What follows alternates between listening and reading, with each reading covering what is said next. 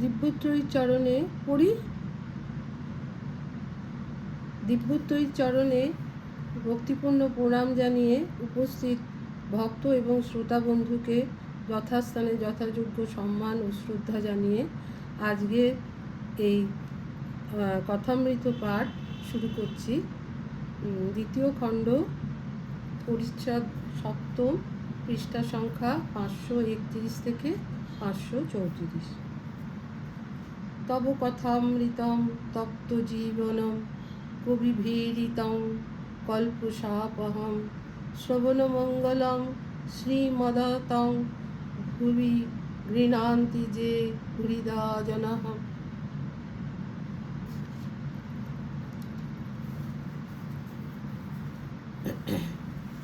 সপ্তম পরিচ্ছেদ, প্রয়োজন, এন্ড অফ লাইফ, ঈশ্বরকে ভালোবাসা। ঠাকুর শ্রী রামকৃষ্ণের ঘরে ধুনো দেওয়া হইল। ছোট খাটটিতে বসিয়া ছোট খাটটি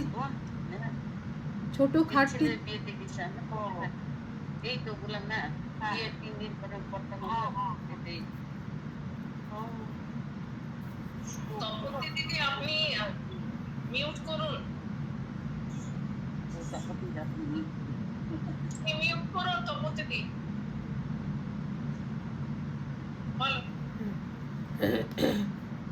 ঠাকুর রামকৃষ্ণের ঘরে ধুনো দেওয়া হইল। ছোট খাটটিতে বসিয়া ঠাকুর ঈশ্বর চিন্তা করিতেছেন। মণি মেঝেতে বসিয়া আছেন। রাখাল, লাটু, রামলাল ইহারাও ঘরে আছেন। ঠাকুর মণিকে বলিতেছেন, কথাটা এই, তাহাকে ভক্তি করা, তাকে ভালোবাসা।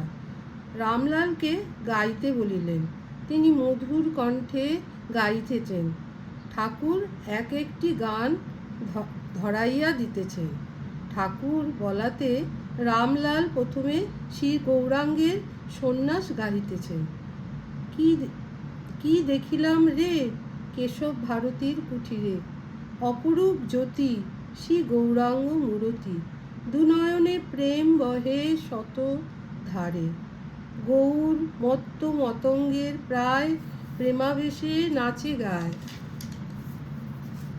কবু ধরাতে লুটায় নয়ন জলে ভাসে রে, কাঁদে আর বলে হরি, স্বর্গমত্ত ভেদ করি সিংহ রবে রে, আবার দন্তে তৃণলয়ে কৃতাঞ্জলি হয়ে দাস্য মুক্তি যাচে বারে বারে, মুড়ায়ে চাচর কেশ ধরেছেন যোগীর বেশ, দেখে ভক্তি প্রেমাবেশ প্রাণ কেঁদে ওঠে রে, জীবের দুঃখে কাতর হয়ে এলেন সর্বস্ব ত্যাজিয়ে, প্রেম বিলাতে রে, প্রেম দাসের বাঞ্ছা মনে শ্রী চৈতন্যের চরণে দাস হয়ে বেড়াই দাঁড়ে দাঁড়ে।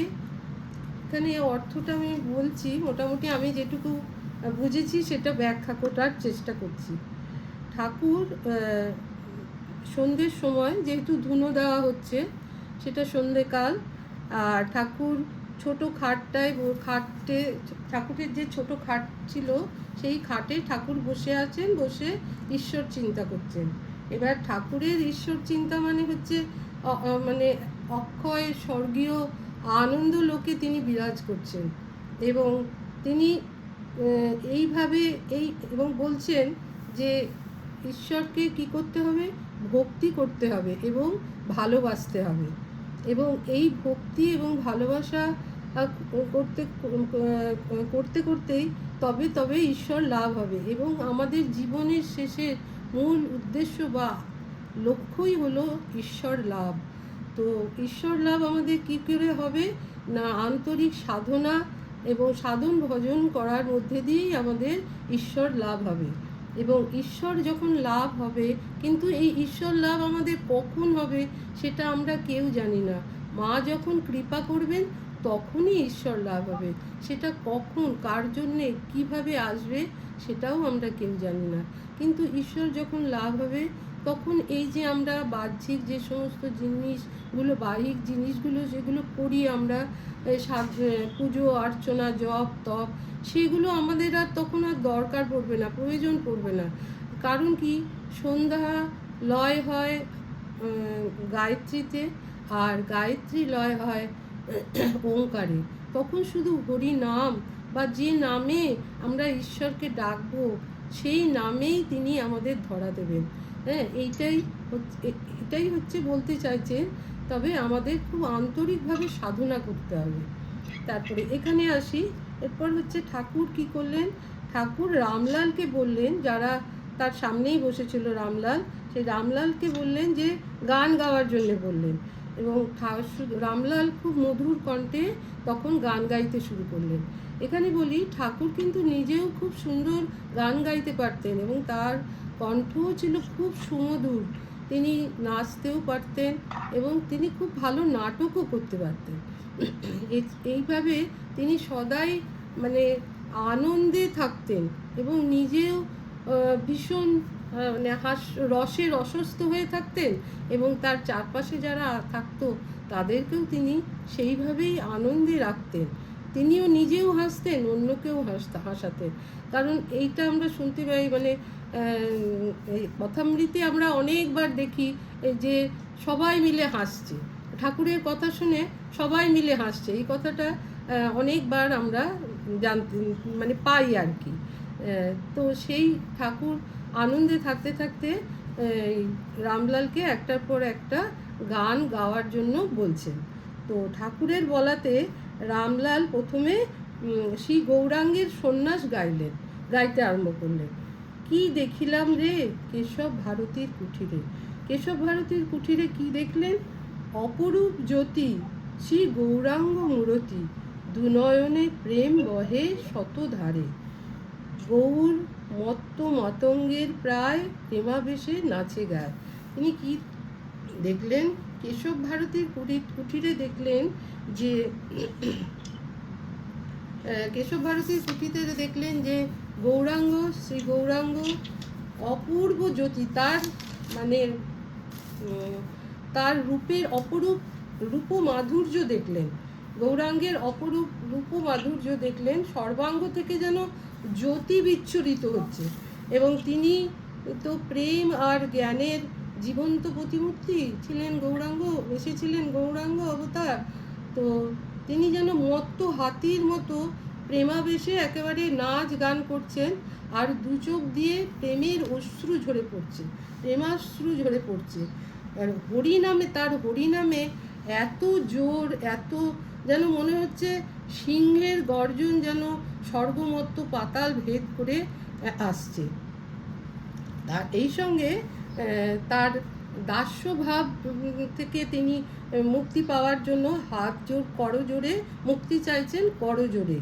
তো জীবের দুঃখে কাতর হয়ে তিনি সমস্ত কিছু সংসার পরিত্যাগ করে তার অপরূপ সুন্দর কুঞ্চিত কেশ মুড়িয়ে তিনি যোগীর বেশ ধারণ করেছিলেন।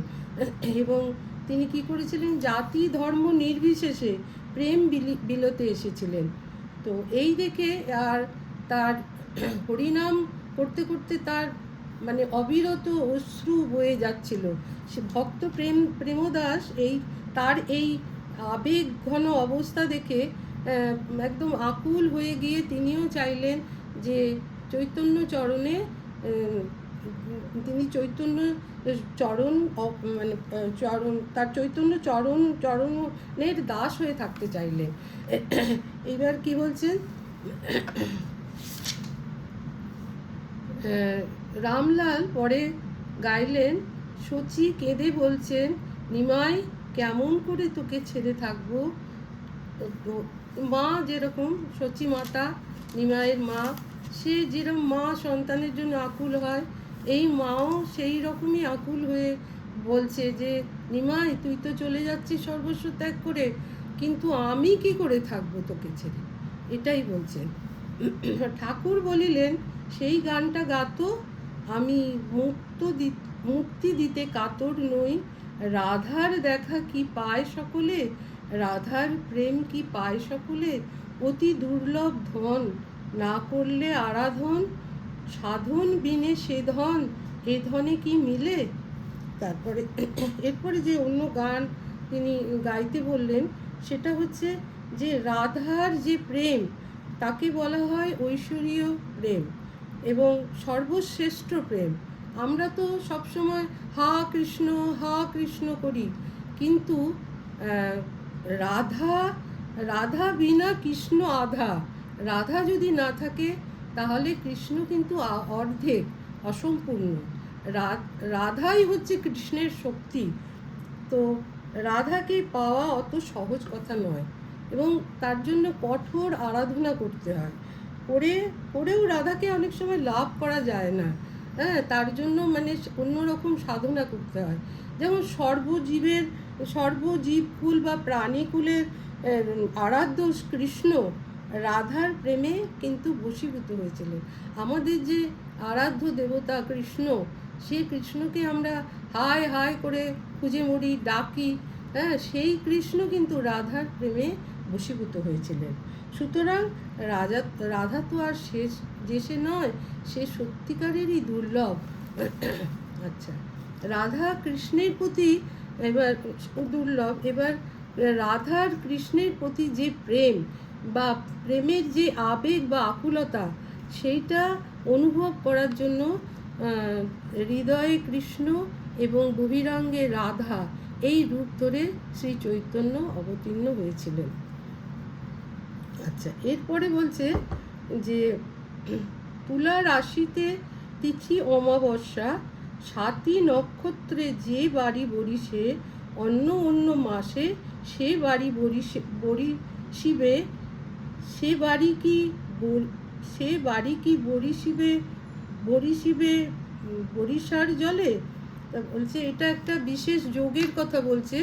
তুলা রাশি মাসে, আর তিথি হবে অমাবস্যা, আর সাতী নক্ষত্রে যে বাড়ি বরিশিবে, মানে যে বৃষ্টিটা হবে, তখন যে বৃষ্টিটা হবে, সেই বৃষ্টিটা সেরম বৃষ্টি না, তার মাহাত্ম্য অনেক বেশি। এবং আমরা যেমন ছোটোবেলায় ছোটোবেলা থেকে শুনেছি যে চাতক পাখি সারা বছর অপেক্ষা করে থাকে কবে এই সাতী নক্ষত্রের জলে সাতী নক্ষত্রের যোগে বৃষ্টি হবে, সেই জলই সে পান করবে। তো এই কথাটা যে কতটা সত্যি আমি জানি না, আমি এটা শুনেছি তাই আমি এখানে বললাম। হ্যাঁ, এটা আমি ছোটো থেকে অনেকেই হয়তো শুনেছি যে চাতক পাখি এরকম আর কি, তার এইরকম বৈশিষ্ট্য। তো আমার মনে হয় যে তুলা রাশির মাস মানে হচ্ছে তুলা রাশির মাস বলতে, তুলা রাশি তো আমাদের রাশিচক্রের সপ্তম ঘর। তো সেই হিসেবে হয়তো ওই সময়টা হয়তো ওই কার্তিক অঘ্রান মাস হবে। সেই সময় আমাদের একটা ফসল কাটার বিশেষ মানে উৎসবও থাকে এবং হয়, তখন আমাদের খেতে অনেক ফসল হয়। তো এর সঙ্গে আমাদের কৃষির বিশেষ যোগ আছে। আর এটা মনে হয়, এটাও আরো মনে হয় এই কারণে যে এই সময়ের যে বৃষ্টিটা, সেইটাই কি ঝিনুকের মধ্যে পড়লে মুক্ত। হ্যাঁ, এটাও শুনেছি দিদি, এটাও শুনেছি যে সাতী নক্ষত্রের জল ঝিনুকে পড়লে তবেই সেটা মুক্ত হয়। হ্যাঁ, তো সেই জন্য এর একটা বিশেষ মানে অত্যন্ত ইম্পর্টেন্ট একটা বিশ্বাসযোগ্য, সেটা আলাদা কথা। হ্যাঁ, কিন্তু এটা কতটা বিশ্বাস করা সেটা আলাদা ব্যাপার। হ্যাঁ, এটা শোনা যায়। হ্যাঁ, প্রচন্ড আছে। তো আর এই যেহেতু সাতী নক্ষত্রের সিম্বল হচ্ছে আপনার একটা অঙ্কুরিত বীজ, তো সেই সঙ্গে বলা যায় যে এই সিম্বলটা যখন এইরকম অঙ্কুরিত বীজ, তার সঙ্গে নিশ্চয়ই কৃষির যোগ তো আছে। হ্যাঁ, আর এরপরে হচ্ছে যুবতী সকলে শিশু লয়ে কোলে, আয় চাঁদ বলে ডাকে বাহু তুলে, শিশু তাহে ভুলে চন্দ্র কি তা ভুলে, গগন ছেড়ে চাঁদ কি উদয় হয় ভূতলে। এবার বলছে যে আমরা সাধারণত আমাদেরও হয়েছে এবং আমরাও করেছি যে আমাদের ছোট শিশুকে কোলে নিয়ে আয় চাঁদ আয় চাঁদ মামা টিপ দিয়ে যা, আমার চাঁদের কপালে টিপ দিয়ে যা, এরকম ছড়া টড়া আমরা বলেছি এবং শুনেওছি। শুনবো হয়তো। অর্থাৎ মা তার শিশুকে চাঁদের সঙ্গে পরিচয় করিয়ে দেয়, মানে মামা বলে, মানে খুব নিকট একজন, খুব আপন একজন মানে আত্মীয় এই হিসেবে পরিচয় করে দেয়। শিশুও মায়ের কথায় এটা মনে করে যে সত্যিই হয়তো চাঁদ তার মামা, মামা আসবে, তার কপালে টিপ দেবে, তার সঙ্গে খেলা করবে। এরকম বিশ্বাস, এবং এরকম বিশ্বাস হয়তো শিশুর মনে হয়, কিন্তু সেটা তো সত্যি হয় না। সে চাঁদ তো কখনোই মাটিতে এসে শিশুর সাথে খেলে না। কিন্তু সেরকম যদি বিশ্বাস বা ভরসা থাকে, তাহলে বলছে যে রাধাকে পাওয়া যেরকম একটা দুর্লভ, সেই রাধা কিন্তু কৃষ্ণের প্রেমে, সে মানে গৌরাঙ্গ রাধা কৃষ্ণের, এখানে বলছে যে তারপরেই বলছে নবনীরদ বরণ কিসে গণ্য শ্যামচাঁদ রূপ হেরে। মানে ওই গৌরাঙ্গ গৌরবর্ণ রাধা আর এই ঘন মেঘের মতো কালো কৃষ্ণের প্রেমেও ধরা দিয়েছিলেন। অর্থাৎ এইভাবে যদি ডাকা যায়, সেইভাবে যদি ডাকা যায়, বা সেই ভরসা বা বিশ্বাসের সঙ্গে যদি তাকে আকুলভাবে ডাকা যায়, তাহলে সে হয়তো ধরা দেবেই। এইটুকু হলো, এইটুকু আমি বুঝেছি, এইটুকু আমি বললাম।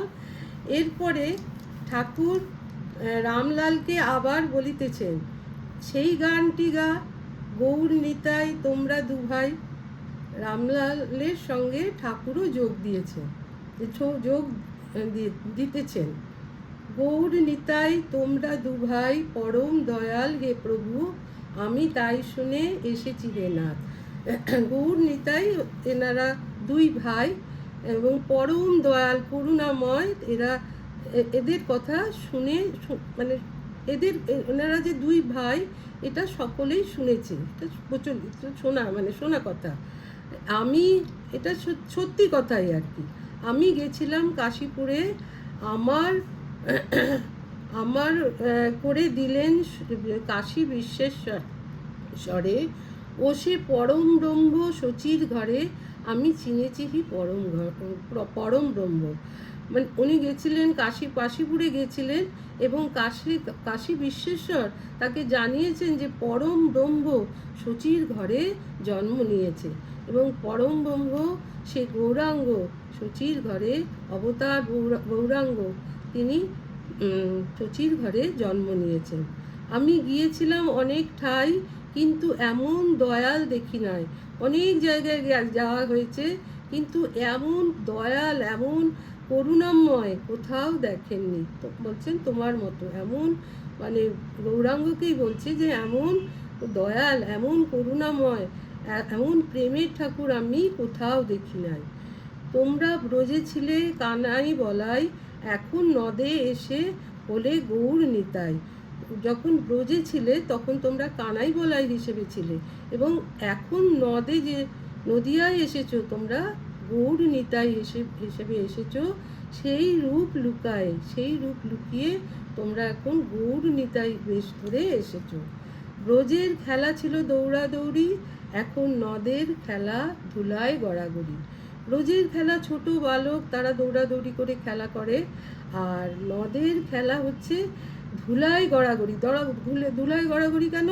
হরিবোল হরিবোল করে দিবারাত্রি প্রেমে মত্ত, একেবারে ধ্যান মানে জ্ঞান শূন্য হয়ে খালি হরি নামেই আকুল, এবং ধুলায় গড়াগড়ি দিচ্ছে। ছিল ব্রজের খেলা উচ্চরোল, আজ নদের খেলা কেবল হরিবোল ওরে প্রাণ গৌর। মানে ব্রজে যখন ছিল তখন রাখাল বালকদের সঙ্গে হইচই করে খেলাধুলো করাতেই মত্ত থাকতো, কিন্তু এখন নদিয়ায় এসে খালি হরিবোল ছাড়া তার মুখে আর কোনো যেন ভাষা নেই। তোমার সকল অঙ্গ আছে ঢাকা, কেবল আছে দুটি নয়ন বাঁকা, ওহে দয়াল গৌর। তোমার সকল অঙ্গ ঢাকা কেন আছে? ওইখানে তুমি ছিলে কৃষ্ণবর্ণ, সেই বর্ণ আজকে তোমার গৌর বর্ণ হয়ে গেছে। তোমার সমস্ত দেহের তোমার অঙ্গের সমস্ত রূপ পাল্টে গেছে। এখন তুমি গৌরাঙ্গ হয়েছো, কিন্তু তোমার সেই অপরূপ করুণাময় চোখ দুটি খালি একই রয়ে গেছে। তোমার পতিত পাবন নাম শুনে বড় ভরসা পেয়েছি মনে। ওহে পতিত পাবন, তুমি পতিত পাবন, পতিত তো যত মানুষ আছে সবাইকে তুমি উদ্ধার করছো, সেই ভরসাই আমি মনে পেয়েছি। বড় আশা করে এলাম ধেয়ে, তো আমায় রাখো চরণ ছায়া দিয়ে। ওহে দয়াল গৌর, অনেক আশা নিয়ে যে তোমার আমি চরণে আমিও স্থান পাবো, আমারও উদ্ধার হবে, আমাকেও তুমি করুণা করবে, এই আশা নিয়ে আমি এসেছি। তো তুমি আমাকে চরণে, তোমার চরণ ছায়ায় তুমি আমাকে ঠাঁই দাও। জগাই মাধাই তোরে গেছে প্রভু, সেই ভরসা আমার কাছে। ওহে অধম তারণ। জগাই মাধাই, আমরা জানি যে জগাই মাধাই একজন অত্যন্ত দুষ্টু প্রকৃতির লোক ছিল, সর্বসময় অপকর্ম করে বেড়াতো এবং মুখে তো কোনো ভালো ভাষা ছিলই না। এবং প্রভু চৈতন্যদেব গৌরাঙ্গ যখন তাদের কাছে প্রেম বিলোতে গেছিলেন, তখন তাদেরকে অকথ্য কুকথ্য কথা তো বলেইছিলেন, তার সঙ্গে মেরে কপাল ফাটিয়েও দিয়েছিলেন। তবুও তবুও সেই তাদেরকে তিনি বঞ্চিত করেননি, তাদেরকে বুকে টেনে নিয়ে হরি নাম কীর্তন করেছিলেন। তোমরা নাকি অচণ্ডালে দাও কোল, কোল দিয়ে বলো হরি বল। ওহে পরম করুণ ও কাঙালের ঠাকুর, তুমি জাতি ধর্ম নির্বিশেষে চণ্ডাল মুচি ম্যাথর সবাইকে তুমি ঠাঁই দিয়েছো, তুমি সবাইকে কোল দিয়েছো, সবাইকে তুমি হরি নাম শুনিয়েছো। তুমি এত করুণাময়, এত তোমার করুণা, অপার করুণায় তুমি কাঙালের ঠাকুর নামে পরিচিত হয়েছো। এই গান দুটো এখানেই শেষ হলো। এরপরে হচ্ছে ঠাকুর রামকৃষ্ণের ভক্তদের গোপনে সাধন। নহবতখানার উপরে ঘরে মণি একাকী বসিয়া আছে। অনেক রাত্রি হইয়াছে, আজ অঘ্রাণ পূর্ণিমা, আকাশ গঙ্গা কালীবাড়ি মন্দির শীর্ষ উদ্যানপথ পঞ্চবটী চাঁদের আলোতে ভাসিয়াছে। উনি একাকী ঠাকুর শ্রী রামকৃষ্ণকে চিন্তা করিতেছেন। রাত প্রায় তিনটা হইল, তিনি উঠিলেন। উত্তরাশ্ব হইয়া পঞ্চবটির অভিমুখে যাইতেছেন। ঠাকুর শ্রী রামকৃষ্ণ পঞ্চবটির কথা বলিয়াছেন, আর নহবতখানা ভালো লাগিতেছে না।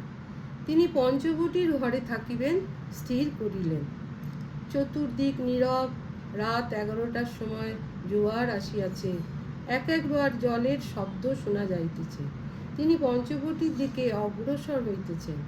দূর হইতে একটি শব্দ শুনিতে পাইলেন, কে যেন পঞ্চবটির বৃক্ষমণ্ডপের ভিতর হইতে আর্তনাদ করিয়া ডাকিতেছেন, কোথা দাদা মধুসূদন?